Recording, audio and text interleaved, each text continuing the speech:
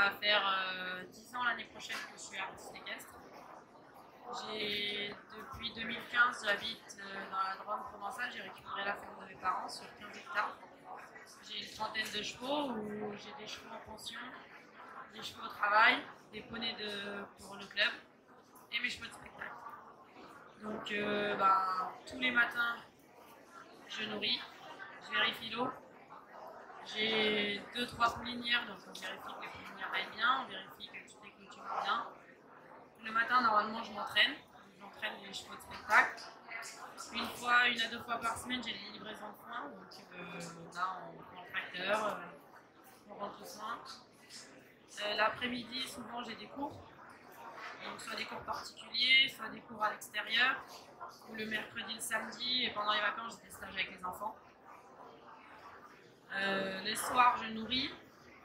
Le midi, j'ai le grain pour les juments, les poulinières surtout, et mes chevaux de spectacle. Et après, le week-end, je pars en concours de temps en temps. Et après, quand je suis en spectacle, j'ai des amis ou la famille qui s'occupent de mes chevaux. Donc tu as un double parcours en fait. Tu n'es pas que artiste équestre. Non. Avec artiste équestre, c'est compliqué d'en vivre tout simplement. Souvent, on est surtout.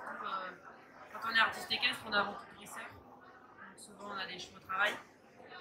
Et après, moi, j'ai pris des pensions parce que j'ai eu la chance d'hériter d'une maison avec une ferme et beaucoup d'hectares. Donc ça permet souvent un cheval en pension paye la nourriture d'un cheval de spectacle. Donc, ce qui permet que, parce que le spectacle c'est quand même aléatoire, on ne peut jamais savoir, même si on sait à peu près, en moyenne on estime combien de spectacles on va faire dans l'année, on ne peut jamais savoir, autant on peut avoir une grosse année, autant rien du tout. Après on peut avoir aussi, il y a 2 ans, j'ai eu une jument qui était pleine, c'était pas prévu, j'ai eu une jument qui était en colique, donc là on perd 2 chevaux sur 4. Du coup, notre saison s'annule. Donc, les pensions, ça permet d'avoir un fonds de roulement régulier. Au cas où on ait des problèmes comme ça. Qu'est-ce qui t'a amené à faire ce métier? Alors, c'est un peu le hasard. À la base, je voulais faire ostéo pour chevaux. J'étais en terminale scientifique. Et il y avait une formation artiste équestre qui s'ouvrait à Tarascon avec Magali Delgado et Frédéric Pignon. Et le niveau c'était galop 7, donc moi avec le galop 5, je faisais principalement des balades, un peu de liberté avec ma tequila, la blanche, enfin, c'est et du coup je me suis dit bon bah ça sert à rien, je vais pas m'inscrire, sauf que ma mère en douce m'a inscrite, j'ai passé le casting, j'ai été sélectionnée, et du coup je suis partie 8 mois en formation à Tarascon avec Magali et Fred. Et après, ils m'ont embauchée en tant que palefrenière soigneuse pendant 6 à 8 mois. Et j'ai eu l'opportunité de partir en résidence à la nationale du Caen. Du coup, tu as laissé tomber ton projet d'ostéopathie? Oui.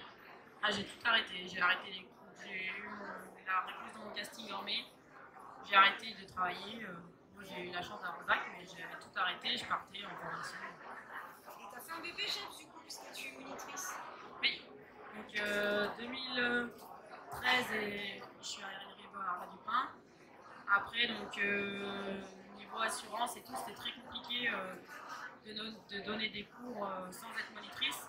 Moi, ça m'emballait pas trop de faire le monitorat parce qu'en monitorat, on apprend tout sauf ce qu'on enseigne nous, les artistes équestres. On n'apprend pas la voltige, on n'apprend pas le travail à pied, on n'apprend pas la haute école. On n'apprend que à donner des cours à des enfants. Du coup, j'ai quand même pris le courage à deux mains et j'ai passé 1 an de formation à Istres. Et ça m'a quand même beaucoup apporté parce que j'ai découvert le travail avec les personnes handicapées.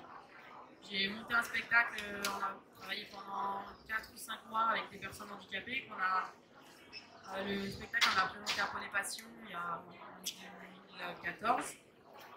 En parallèle, je travaillais mes chevaux. J'ai présenté mon numéro au MISEC, donc c'est un spectacle le vendredi matin à Cheval Passion qui n'est que devant les organisateurs du spectacle. Et 1 an après, en même temps que je passais le monitorat, j'ai entraîné mes chevaux et j'ai participé au Crinière d'Or avec mes échasses et mes 2 juments en 2015. Quels sont les points positifs de ton métier et les points négatifs si tu devais en donner. Les points négatifs, c'est qu'il n'y a pas de vacances. Et il n'y a pas de... Bon, moi, j'ai fait un peu le parcours à l'envers. Normalement, on commence par les cabarets, les petites pistes, et après, on arrive aux crinières d'or. Moi, avec Magali et Fred, j'ai directement fait les crinières d'or. Et après, je suis retombée à zéro. Donc, on n'est pas connus, on n'a pas d'idée. Il y a déjà plein de monde sur le marché. Donc, il faut pas se décourager. Il y a plein de mauvaises langues qui vont tout faire pour vous décourager, qui disent que faut copier, qu'il faut toujours trouver des nouvelles idées, des nouvelles musiques. Et quand on travaille, des fois, on a un peu la tête dans le guidon et on peut facilement déprimer. Mais après, dès qu'on arrive sur piste et tout, c'est... Il y en a qui fument, moi je fais du spectacle. C'est un peu une drogue. Non, mais on stresse toujours avant de rentrer en piste. On dit c'est bon, c'est la dernière fois.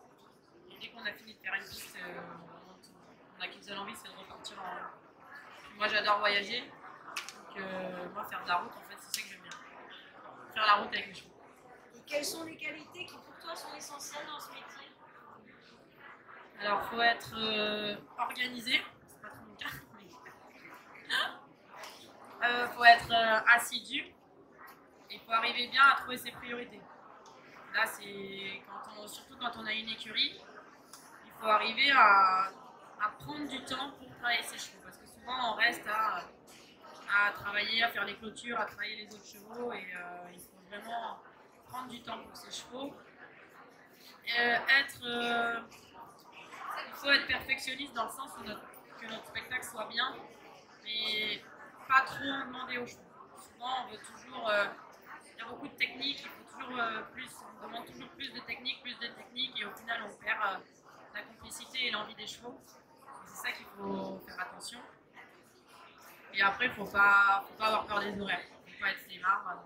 Il ne faut pas se dire je me lève à 10h, on verra bien, et puis si c'est trop compliqué. Il ne faut pas avoir peur des blessures. On n'est pas salarié, il n'y a pas d'accident de travail, il n'y a rien. Donc, même quand on se blesse, on continue à faire le show et on tient la semaine. Et est-ce que tu penses que sans l'exploitation familiale que tu as eue, tu aurais pu quand même devenir artiste équestre et faire le parcours que tu as fait? Est-ce que quelqu'un qui n'a pas de structure familiale peut faire ton métier? Oui, après, on a la chance, moi j'ai eu la chance d'avoir une place en résidence aux Haras Nationaux. Et les Haras Nationaux, c'est une grande opportunité parce qu'il y en a, bon maintenant même s'ils ont été rachetés, ils font quand même des spectacles, il y a Pompadour, Cluny, Le Pin, Uzès, et ils donnent l'opportunité de pouvoir travailler ses chevaux et à moindre coût. On a soit une pension pas très élevée, soit un échange de services entre les spectacles et les pensions. Du coup, c'est pratique. Après moi, j'aime pas les chevaux en boxe. Donc c'est vrai que j'ai de la chance d'avoir 15 hectares, que mes chevaux ils vivent au frais toute la journée. Et sinon, j'aurais pas eu autant de chevaux. Est-ce que aujourd'hui la formation de Tarascon n'existe plus, la formation d'artiste équestre? Est-ce qu'il y a une formation qui existe ou des moyens de se préparer à être artiste équestre? Alors là, on est en projet, je dis on parce que j'ai été inclus, ça fait 3 ans qu'ils travaillent dessus. J'ai participé à plusieurs entretiens avec eux. On a fait une formation prototypique c'était février ou mars au Haras d'Uzès, où on travaille en lien avec des enseignants diplômés. Donc on a travaillé avec le cadre nord de Saumur. On a travaillé donc maintenant que... Avant c'était plus simple parce que on débutait dans la technique. Donc avant, il y a 20 ans, coucher un cheval, c'était grandiose. Maintenant, coucher un cheval, tout le monde le fait. Donc du coup, maintenant, on est obligé de développer le côté artistique. Donc on a eu la chance d'avoir des metteurs en scène, des chorégraphes, qui nous permettent de vraiment écrire un numéro et pas simplement enchaîner des techniques. Donc, et ça, ils ont pour projet de faire une formation plus longue. Donc pour l'instant, je crois que c'est que travailler avec déjà des artistes équestres qui veulent se perfectionner, mais c'est en cours d'évolution et le but c'est d'arriver à former à ce que ce soit vraiment un métier comme un autre. C'est ce qui est un peu compliqué dans ce métier, c'est qu'on n'est pas, c'est pas qu'on n'est pas reconnu, c'est qu'on n'a pas de case. On rentre ni en agricole, ni en artiste, ni donc c'est souvent les papiers qui sont compliqués à faire. Mais voilà, la formation est en bonne voie pour. Après, si j'ai un conseil à vous donner, moi c'est ce que j'ai fait. J'ai choisi la discipline que je voulais, donc moi ce que j'aime c'est la liberté. Là je suis à 5, bientôt 6 chevaux. Du coup j'ai regardé les meilleurs artistes au monde, enfin ceux que je trouvais les meilleurs. Pour moi c'est Pignon, Delgado et les deux frères Pignon.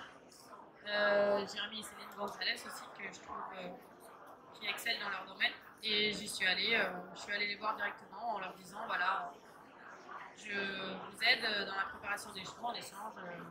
Est-ce que vous pourriez m'apprendre 2-3 techniques? Et c'est grâce à eux que j'en suis là aujourd'hui. Je les remercie. Et voilà, après, si vous aimez la voltige, vous allez voir. Pour moi, si vous voulez vraiment faire ce métier, il faut aller voir les meilleurs et il faut y aller au plus haut pour apprendre la technique. Et après, même, que ce soit des danseurs, enfin, voilà. Il y a très peu de gens qui vous ferment les portes. Comment tu arrives justement à ce renouveau? Est-ce qu'il y a justement un conseil là-dessus à donner aux gens qui seraient intéressés là, sur le métier d'artiste équestre? On sait que c'est dur, qu'il y a beaucoup de monde maintenant sur le marché des artistes équestres. Est-ce qu'il y a une qualité comme la créativité qui est primordiale, ou est-ce que c'est le côté poétique Les gens, ce qu'ils veulent, c'est du show. C'est vraiment du show. Il faut occuper les gens, il faut que quand on rentre en piste, les gens fassent voir. Donc il y en a qui vont jouer sur la simplicité, donc vraiment très peu de stick, très peu d'ordre. Il y en a au contraire qui vont jouer sur des grands costumes, mais faut pas dire, il y en a qui vont attendre de la technique, tout le monde est différent, mais c'est vrai que maintenant toute la technique a été vue. Donc des fois on va plus rêver sur une simple histoire. Il faut penser toujours à faire rêver les gens. Le but c'est que quand ils rentrent sur la piste, ils pensent plus à rien, ils pensent plus à leur boulot, ils pensent plus à leur famille, ils pensent plus. Pendant 10 minutes de notre numéro, et ben, ils rentrent dans notre histoire, ils rentrent dans notre univers. Et le but, enfin, pas de les faire pleurer, mais le but c'est de les émouvoir et c'est comme ça que vous arrivez à capter leur attention. Et des fois, il faut pas penser, il faut plus penser au visuel. Ce qu'on va retenir de votre numéro, ça va être, il y a très peu de vidéos qui tournent. Enfin, il y en a sur internet, mais ce qu'on va voir souvent, que les gens vont se rappeler de vous, c'est des images. Donc nous, c'est ce qu'on a appris en formation, c'est un enchaînement de tableaux. Donc il faut vraiment que ce soit visuel. Moi, j'ai une vidéo avec une figure avec mes 2 juments. J'arrive en courant, je saute en échasse, les 2 juments se calment. Et bah cette photo, c'est ma marque de fabrique. Tout le monde va se rappeler. Bon après j'ai la chance d'avoir les échasses, donc on parle des échasses, tout le monde sait que c'est moi. Du coup quand personne ne me connaît quand je suis habillée, ça m'arrange aussi. Mais voilà, il faut vraiment faire des tableaux. Là, moi je joue sur un dégradé de couleurs maintenant avec mes chevaux. Mais c'est pareil, là il y en a un, il tourne en cabré valsé. J'ai un numéro de voltige avec un acrobate. Notre figure phare, c'est le cheval qui se cabre et mon acrobate qui est en salto derrière. Et ça, c'est vraiment une image. Les gens, ils vont se retenir, ils se rappellent des 30 premières secondes, des 5 dernières et de 1 ou 2 images au milieu. Et si vous arrivez à avoir ces 2-3 bonnes images pendant le numéro, le reste, ils s'en fichent. Ils ne voient même pas que les chevaux se barrent. Si tout est bien ficelé. Et est-ce qu'il y a des opportunités d'embauche ou est-ce qu'il faut partir cavalier seul? Bah après, on peut partir cavalier seul. Faut pas. Moi, je me suis pas découragée. Tout le monde m'a dit tu vas faire artiste équestre. J'ai cru que tu allais y arriver. Au final, j'ai fait ma formation. 3 ans après, je te pris un an. Je suis pas un bon exemple, mais après, sinon, il y a des formations. Il y a les cavalières de Chantilly. Je pense qu'il faut avoir un bon niveau équestre, mais Après, en voltige, il y a le Puy du Fou, il y a les Hasta Luego aussi à Cavaluna qui embauchent, qui sont de très très bons formateurs. Après, faut pas. Si vous êtes très famille, vous n'avez pas envie de voyager, ça sert à rien de faire ce métier. Parce que c'est souvent, genre moi j'ai ma famille et tout qui est dans la Drôme, je vais partir 9 mois en Normandie et j'abandonne tout. Il ne faut pas avoir peur de tout abandonner. Et si on sait que des fois, il faut savoir être très réactif aussi. Parce que des fois on a des propositions, il faut des propositions à l'étranger ou même en France ou pour plus ou moins une longue durée. Des fois on a 4 heures pour décider. Parce qu'ils ont 3 artistes sur la touche. Les organisateurs, il faut penser qu'ils n'attendent pas après nous. Pour nous, on est juste une prestation qu'ils achètent. Ils en ont plein d'autres. Si c'est pas celle-là, c'est un autre. On est plein à faire le même métier, donc il faut savoir se décider très vite.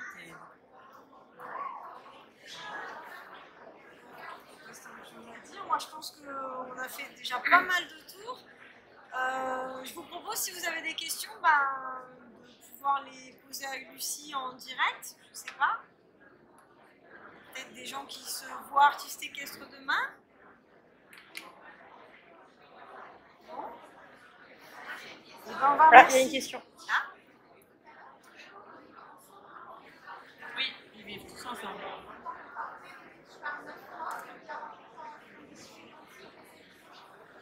Non, on fait au mieux, mais genre là, je monte. Ils vivent encore avec 2, ils sont en troupeau, au pré, parce qu'à la maison, j'ai pas de box. Enfin, j'ai des box pour que les malades. Et ils sont avec 2 autres juments. Et là, je monte à 7, ils auront un paddock la journée, mais après, ils vivent en box parce qu'on est tenu qu'ils soient de 11h à 17h en box pour les visites des gens. Parce que le Haras du Pin, c'est un monument et que ça fait partie des contrats. Après, c'est là où c'est compliqué. Non, c'est qu'il faut arriver à garder l'envie des chevaux et les emmener. Après, les miens, ils ont l'habitude. Ils ont déjà fait des saisons.